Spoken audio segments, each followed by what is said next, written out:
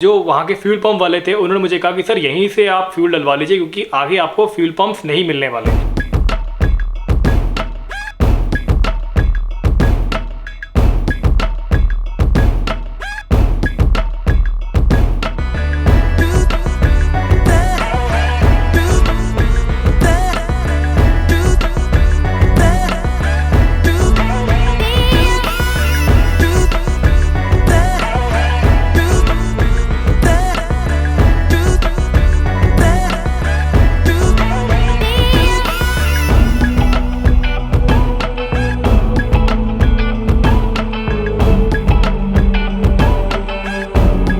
Hello जी, कैसे हैं आप लोग? आई होप सब बढ़िया होंगे, अच्छे होंगे। आप भी कह रहे होंगे पता नहीं हमारे पाजी कहाँ चले गए। एक्चुअली यार मैं जैसलमेर गया था और रिसेंटली यानी 2-3 दिन पहले ही आया हूँ और बाय कार गया था, तो इसलिए जो चीज़ें मैंने वहाँ पे एक्सपीरियंस की तो मैंने सोचा क्यों ना एक वीडियो बनाया जाए और आपसे वो चीज़ें शेयर की जाए कि अगर आप भी प्लान कर रहे हैं जैसलमेर जाने का बाय कार बाय रोड, तो आपको कौन कौन सी प्रिकॉशन हैं वो जो आपको लेनी चाहिए अपनी गाड़ी के लिए, ताकि आप बड़े आराम से जा सकें वहाँ पे, आपको कोई दिक्कत भी ना आए। तो ठीक है, इस वीडियो में बने रहिएगा। मैं यही चीज़ें बताने वाला हूँ। मैं ये नहीं बताने वाला हूँ कि आप वहाँ पे जाके क्या घूमो क्या ना घूमो, वो तो आप ये ऑनलाइन सर्च कर लोगे, बट आप अपनी गाड़ी को किस तरीके से मेंटेन कर सकते हो ताकि आप वहाँ जाने लायक बन सको, ये चीज़ें मैं आपको बताऊँगा। तो बस बने रहिए।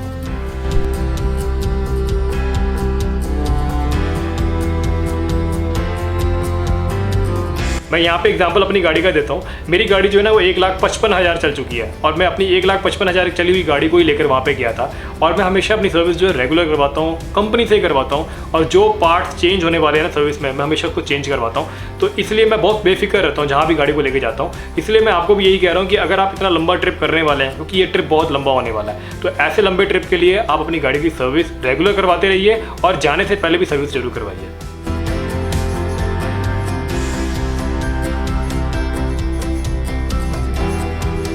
दूसरा पॉइंट मैं जो यहाँ पे सजेस्ट करना चाहता हूँ वो है कि टायर कंडीशन। आपको अपनी गाड़ी का टायर के बारे में पता होता है कि कौन सा टायर घिसा हुआ है, कौन सा नहीं घिसा हुआ। अगर नहीं पता तो मैं आपको बता देता हूँ, टायर्स के ऊपर ना ट्रेड्स होते हैं, आप उनकी एक बार डेप्थ चेक कर लीजिए कि अगर वो डेप्थ ओके है तो आप इसको लेके जाइए। अदरवाइज प्लीज़ मैं यही सजेस्ट करूँगा कि आप अपने टायर को चेंज करवा लीजिए, क्योंकि मैंने जो चीज़ नोटिस की थी यहाँ पे वो ये कि आप जब गाड़ी चला रहे होते हैं ना तो आपकी जो स्पीड है वो 100, 110, 120 रहती है और उस कंडीशन में ना यहाँ का जो रोड है वो बहुत सुपर्ब है, वो इसको बड़े आराम से झेल लेता है। बट दिक्कत कहाँ आती है, क्योंकि इस रोड के ऊपर आपको सडनली कोई ना कोई गाय, भेड़, बकरी या फिर कोई कुत्ता, ये सब गाड़ी ये सब ना रोड के ऊपर आ जाते हैं। तो सडनली जब ये चीज़ें आती हैं ना तो आपको ब्रेकिंग करनी पड़ती है और उस ब्रेकिंग के टाइम पे अगर आपके टायर सही नहीं होंगे तो एक्सीडेंट होने के चांसेस ज़्यादा रहते हैं।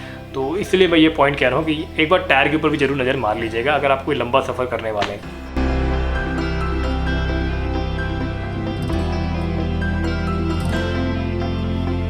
यहाँ पे मैं एक पॉइंट ऐड करना चाहता हूँ कि कोशिश कीजिए कि आप दिन में सफ़र करें। मैं ऐसा क्यों बोल रहा हूँ, उसका रीज़न ये है कि दिन में ना वहाँ पे आसपास का जो व्यू है ना बहुत अच्छा है और जैसे मैंने पहले बताया कि रोड कंडीशन तो बहुत अच्छी है, बट प्रॉब्लम क्या है कि वहाँ पे आइसोलेशन बहुत फील होगा आपको, क्योंकि ट्रैफिक ही नहीं है, बिल्कुल भी ट्रैफिक नहीं है और आपकी जो गाड़ी है वो लगातार चलती रहती है और थोड़े से कर्विंग रोड्स भी आते हैं। तो ऐसी कंडीशन में अगर आप मान लीजिए अगर रात को सफ़र करते हैं तो हो सकता है आप घबरा जाएँ। तो इसलिए मैं यहाँ पे यही कहूँगा कि ये दिन में कोशिश कीजिए सफ़र करने की, क्योंकि आसपास का जो व्यू है बहुत अच्छा है और दिन में अच्छा दिखता भी है वो एज़ कम्पेरेटिवली रात को, क्योंकि रात को तो कुछ नज़र नहीं आने वाला। तो कोशिश कीजिए दिन में करने की, आपको मज़ा भी आएगा।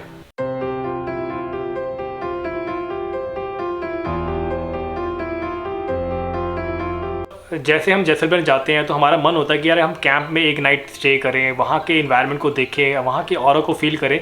तो ऐसे मेरा भी मन था, तो मैं जब जाने लगा जैसलमेर की तरफ तो भैया जैसलमेर में एंट्री करते सारी मेरे पीछे ना एजेंट्स की लाइन लग गई। मतलब वो सारे बाइक्स पे थे और मुझे हॉर्न दे के उन्होंने परेशान करना चालू कर दिया था।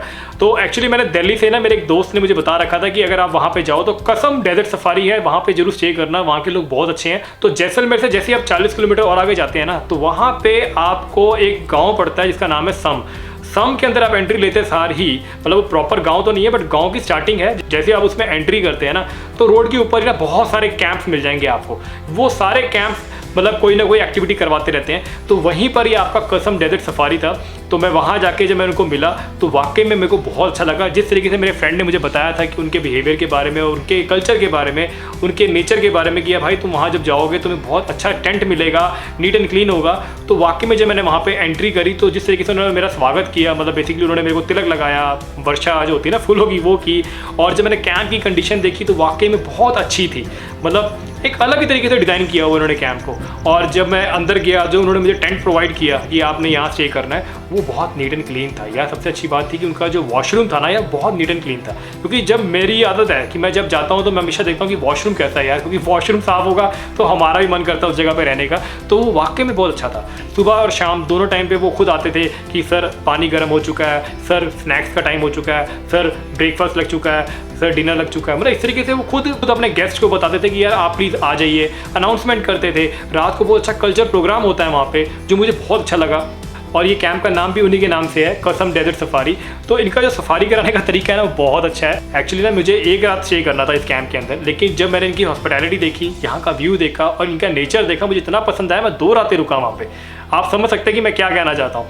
और मुझे वो टाइम बिल्कुल भी नहीं भूलता कि जब मैं वहाँ से निकला था तो मुझे जाना था तनौत मंदिर। तो मैं वहाँ से जब निकला तो मैं के बीच में 10-15 किलोमीटर चलने के बाद ना फंस गया था। मुझे एक्चुअली रास्ता समझ में नहीं आ रहा था। तो स्पेशली जिनका ये कैंप है ना, वहाँ के जो ओनर हैं, कसम के जो ब्रदर हैं, वो स्पेशली मेरे पास आए और उस जगह पे बताइए, मतलब 10-15 किलोमीटर चल के वो मेरे पास आए और मुझे कहा कि अस्मी जी आप गलत आ गए हैं, आप यहाँ से नहीं, आप यहाँ से जाइए।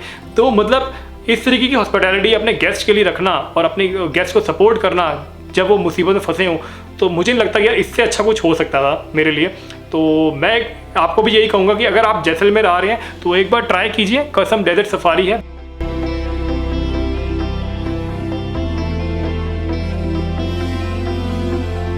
तो जब आप सम में अपने कैंप में रात गुजार लेते हैं तो आपका भी मन होता है कि तनौत माता जी के मंदिर के दर्शन किए जाएं, लौंगीवाला देखा जाए। तो मैंने भी वही सोचा, मैंने नेक्स्ट डे वहाँ से अपने लौंगीवाला और तनौत माता जी के मंदिर के दर्शन करने के लिए मैं वहाँ से निकला था। तो जैसे मैं वहाँ से निकला तो बेसिकली वहाँ के जो फ्यूल पंप वाले थे उन्होंने मुझे कहा कि सर यहीं से आप फ्यूल डलवा लीजिए, क्योंकि आगे आपको फ्यूल पंप्स नहीं मिलने वाले।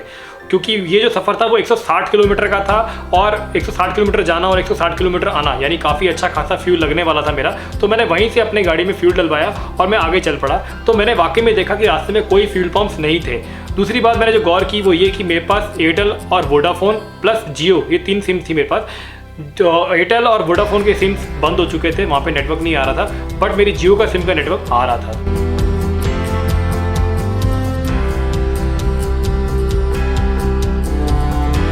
सबसे इंपॉर्टेंट बात जो मुझे लगता है यहाँ पे यही ऐड करने वाली वो ये कि अगर आपकी गाड़ी में फास्टैग नहीं लगा हुआ तो भाई लगवा लेना, क्योंकि जब आप जाएंगे ना जैसलमेर की तरफ तो रास्ते में बहुत सारे टोल्स आते हैं और कैश वाले टोल्स भी आते हैं। तो आपको दोनों तरीके के टोल्स मिलेंगे, बट फास्टैग वाले टोल्स जो है वो ज़्यादा हैं। तो अगर आपके पास फास्टैग लगा हुआ है तो उसको अपने घर से ही रिचार्ज करा के जाइएगा, मतलब कि एक रात पहले रिचार्ज कर लीजिएगा। क्योंकि होता क्या है कि मुझे इस चीज़ के बारे में पता नहीं था, तो मैंने जब रिचार्ज किया ना फास्टैग को तो हुआ क्या, उसने मुझे मैसेज दिखाया कि यार कि ये 2 घंटे लगेंगे इसको रिफ्लेक्ट होने के लिए। और मैं जिस जगह पे था वहाँ से टोल जो था वो तकरीबन 125 किलोमीटर दूर था। तो मुझे ऐसा हो रहा था कि यार कि अगर ये उस टाइम पे जाके उसने रिफ्लेक्ट नहीं किया तो हो सकता है मुझे डबल चार्ज पे करने पड़ जाए। तो जिस जगह पे मैं था वहाँ मैंने हॉल्ट ले रखा था, मैं वहाँ पे लंच कर रहा था। तो जैसे ही मैं आगे बढ़ा तो मेरे रिफ्लेक्ट कर गया था। तो मैं यहाँ पे बस आपको यही कहना चाहता हूँ कि अगर आपके पास भी फास्टैग है तो उसको एक रात पहले ही उसको आप रिचार्ज कर लीजिएगा। तकरीबन 1,500 से 2,000 रुपये का अच्छा खासा टोल लग जाता है इस सफ़र में, अगर आप दिल्ली से चल रहे हैं तो।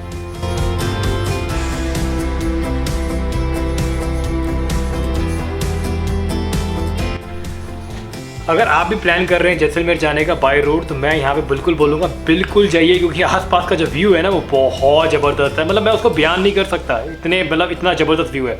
बट एक दिन का बस एक चीज़ का ध्यान रखिएगा, अपनी स्पीड का, मतलब गाड़ी की जो स्पीड है उसको मेंटेन करके रखिएगा। क्योंकि जैसे मैंने आपको पहले बताया कि मैं दिल्ली NCR से चला था, तो यहाँ से अगर आप चलते हैं तो एक ये लंबा सफ़र होने वाला है और किलोमीटर ज़्यादा है और आपकी गाड़ी लगातार काफ़ी लंबे समय तक हाई स्पीड में चलने वाली है। तो यहाँ पे कोशिश कीजिए कि 2 से 3 घंटे बाद आप थोड़ा सा हॉल्ट लीजिए, यानी 10 से 15 मिनट का हॉल्ट लीजिए, जिससे आपकी गाड़ी को भी आराम मिले, आपकी बॉडी को भी आराम मिले और आप इंजॉय भी कर पाएँ। फाइनली आई होप आपको मेरी ये दी हुई इन्फॉर्मेशन पसंद आई होगी। अगर पसंद आई है तो प्लीज़ इसको लाइक करो, शेयर करो अपने फ्रेंड के साथ, अपने नोन के साथ, जो प्लान कर रहे हैं ऑलरेडी जैसलमेर जाने का, उनके साथ शेयर करो ताकि वो भी इस वीडियो से कुछ इन्फॉर्मेशन ले सकें। हो सकता है जो इन्फॉर्मेशन मैंने इस वीडियो में शेयर की है वो उनके कुछ काम आ जाए, तो प्लीज़ उनके साथ शेयर जरूर करो। और अगर आप मेरे चैनल पर नए आए हैं तो यार इसको सब्सक्राइब भी कर दो, ठीक है। मैं फिर मिलूंगा एक नई वीडियो के साथ, एक नए अपडेट के साथ। तब तक के लिए बाय बाय।